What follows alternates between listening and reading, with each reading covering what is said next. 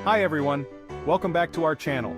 Today we're diving into a creative and eco-friendly gardening project, using old tires to grow delicious tomatoes at home. It's a fantastic way to recycle and get the most out of your garden space. Let's get started.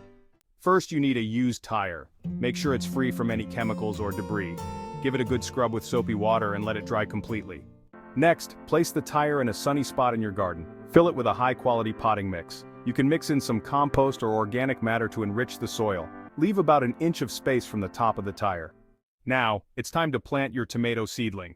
Dig a hole in the center of the soil, deep enough to cover the roots and a portion of the stem. Tomatoes benefit from being planted deeply, as it encourages a stronger root system. After planting, water the seedling thoroughly. Consistent moisture is key for tomato plants, especially in their early stages. Make sure the soil stays damp but not waterlogged.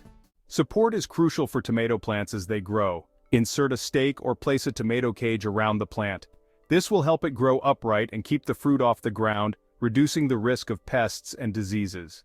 Add a layer of mulch around the base of the plant. Mulch helps retain moisture, suppresses weeds, and regulates soil temperature.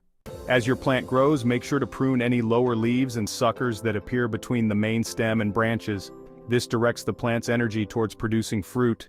When your tomatoes are ripe, gently twist and pull them from the vine. Fresh, homegrown tomatoes taste amazing and are perfect for your salads, sauces, and more. There you have it, a simple, effective way to repurpose old tires and grow your own tomatoes at home. If you enjoyed this video, give it a thumbs up and subscribe for more gardening tips and tricks. Happy gardening!